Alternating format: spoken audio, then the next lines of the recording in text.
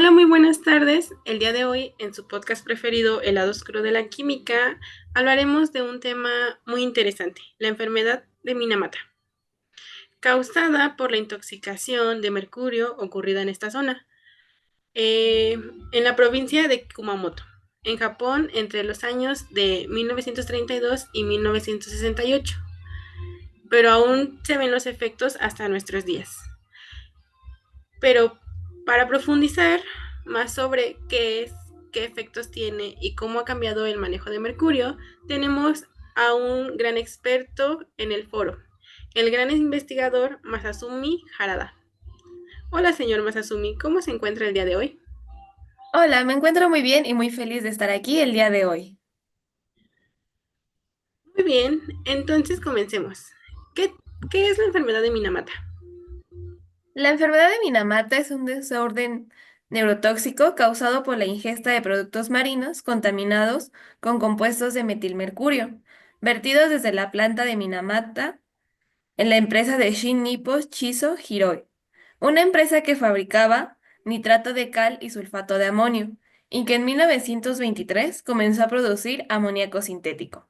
Y fue justo los residuos de esta fábrica que fueron vertidos sin ningún tipo de tratamiento al mar, causando que los peces acumularan mercurio y justo son estos peces los que consumía la población local. ¿Y en aquel entonces no existían leyes o normas para el tratamiento de residuos? No, de hecho fue a partir de los sobrevivientes y los familiares de los mismos que lograron crear el Convenio de Minamata sobre el mercurio, un tratado mundial para proteger la salud humana y el medio ambiente, de las emisiones antropogénicas de mercurio y los compuestos derivados de este.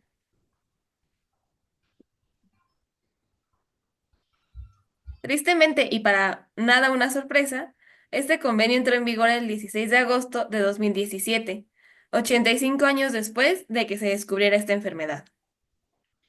Es increíble cómo no fue un caso que en su momento causara que todos los gobiernos y las empresas generaran un tratado para evitar más contaminación. ¿Y cómo es que se dieron cuenta que existía esta enfermedad?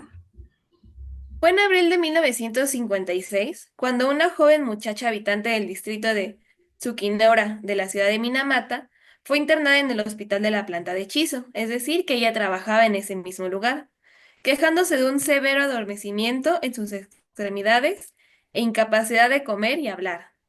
El señor Osokawa, director del hospital, reconociendo la gravedad de la situación, dio aviso de un caso grave de desorden cerebral de origen desconocido en el distrito de Tsukinoura al Centro de Salud de Minamata el 1 de mayo de este mismo año. Esta notificación constituye el reconocimiento oficial de la enfermedad de Minamata. Supongo que, como en muchos casos, los mismos habitantes de la zona de Minamata trabajaban en la planta. ¿Y cuál fue la respuesta de las autoridades en ese entonces? Así es, muchas personas de la misma población trabajaban en la planta y comenzaron a observar que varios ciudadanos presentaban los mismos síntomas, más ataxia, es decir, que no podían controlar los movimientos de su cuerpo. Otros mostraron síntomas más graves como la pérdida de conciencia y en casos más extremos ocurrió la muerte.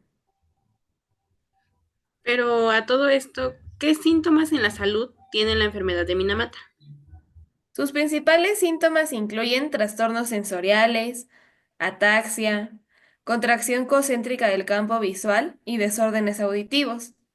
De hecho, si una madre es expuesta a altos niveles de metilmercurio durante el embarazo, su bebé puede sufrir de la enfermedad de Minamata fetal y podrá mostrar síntomas diferentes a la versión adulta de la condición. Fue en marzo de 1957 donde su departamento de salud determinó que todos estos síntomas y muertes a una enfermedad infecciosa como la causante del desorden. Recuerdo haber leído en su momento que el Ministerio de Salud, Trabajo y Bienestar sospechaba de un envenenamiento por consumo de pescados y mariscos capturados en la bahía, como la razón más probable y aunque aún la causa era desconocida, sospechaban de un agente químico que causaba la contaminación de los alimentos. Así es, de hecho fue en agosto de ese mismo año donde se prohibió la pesca en Minamata. Y en julio de 1959, el equipo de investigación de la enfermedad de Minamata de la Facultad de Medicina, perteneciente a la Universidad de Kumamoto, informó que habían llegado a la conclusión de que la sustancia causante de la enfermedad de Minamata era un compuesto de mercurio. Pero el 13 de noviembre, el MOSITE destinado a investigar la causa fue disuelto, así que no pudieron generar una conclusión final. Y de hecho fue en octubre de 1959 se le ordenó a Chiso instalar un sistema de tratamiento de afluentes, mismo que se completó el 19 de diciembre, pero este sistema no filtraba el mercurio como se esperaba. Por lo tanto, su instalación era inútil para el problema. Así es, la instalación del sistema de coagulación y sedimentación no llegó a filtrar el mercurio, por lo tanto fue inútil. Y la indemnización a los pescadores y el pago de consolación a las familias mitigó la intensa disputa sobre la enfermedad de Minamata hasta diciembre del año de 1959, que dejó de ser un tema de preocupación social sin haber dilucidado aún su causante. Y no fue hasta el 26 de septiembre de 1968 la Agencia de Ciencia y Tecnología anunciaron la opinión concertada del gobierno de que la enfermedad de Minamata en la prefectura de Kumamoto se debía a los compuestos de metilmercurio generados por las instalaciones para la fabricación de acetaldehído y ácido acético de la planta de Chizo en Minamata. De hecho, la planta de hechizo detuvo la manufactura de acetaldehído, el elemento causante de la enfermedad de Minamata, en mayo de 1968, 12 años después del reconocimiento oficial de la enfermedad. Se estima que la cantidad de mercurio y compuestos de metilmercurio vertidos durante este periodo, es decir, durante estos 12 años, se situara entre 80 y 150 toneladas, y como resultado nuevas víctimas fueron identificadas. Solo hasta 1997 fue retirada la prohibición de pescar en la bahía de Minamata, 40 años después de que se prohibiera. Los efectos de esta enfermedad aún pueden verse. De hecho, fue a partir del año de 1995 que el Programa de las Naciones Unidas para el Medio Ambiente hizo un llamamiento para que se tomaran medidas urgentes en relación con una serie de contaminantes. 6 años más tarde, bajo la dirección de este mismo organismo, de las Naciones Unidas, el mundo firmó el Convenio de Estocolmo, un pacto mundial para eliminar o restringir decenas de sustancias químicas nocivas, incluidos los plaguicidas y el mercurio. Así es, en este convenio se busca eliminar a los 21 contaminantes orgánicos persistentes, muchos de ellos derivados de los plaguicidas, como fue en este caso. Como un dato curioso, en México, las minas de mercurio han causado grandes desastres a la comunidad. Esperemos que sus efectos, tanto en Japón como el resto del mundo, sean cada vez menos, así como la contaminación por agentes químicos en el agua y los alimentos.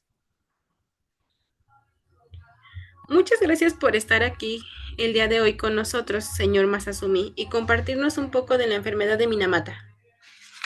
Muchas gracias por la invitación. Y aunque es algo triste ver cuántos años tardaron en descubrir qué causaba la enfermedad, poder controlarla y detenerla al día de hoy, ya tenemos convenios mundiales para evitar más desastres. Adiós y nos vemos en la próxima emisión de su podcast preferido e informativo, El lado oscuro de la química.